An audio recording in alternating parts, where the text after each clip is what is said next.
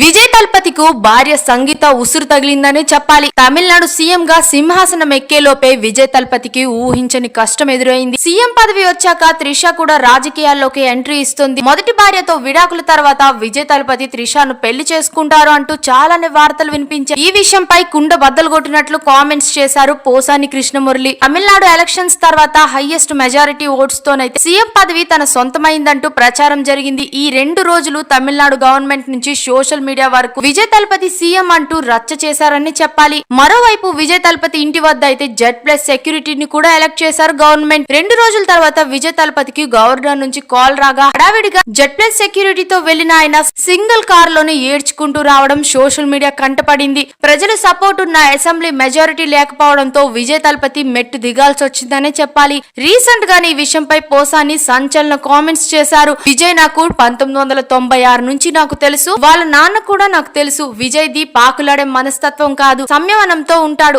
కానీ ఈ వ్యూహంలో అతన్ని అభిమన్యుని చేశారు. ప్రభుత్వం ఏర్పాట్లు చేయకుండానే కుట్ర పన్నారు. గవర్నర్ కూడా పక్షపాతం వహిస్తున్నారు అంటూ ఓపెన్ కామెంట్స్ చేశారు పోసాని కృష్ణమురళి. ఇక మీకేమనిపిస్తుంది? విజయ్ తలపతికు తన భార్య ఉసురే తగిలిందా లేక పొలిటిక్స్ లో జరిగిన పద్మ వ్యూహమా? కామెంట్స్ లో తప్పకుండా చెప్పేయండి. మరిన్ని ఫాస్ట్ అప్డేట్స్ కోసం మా ఛానల్ ని సబ్స్క్రైబ్ చేసుకోండి.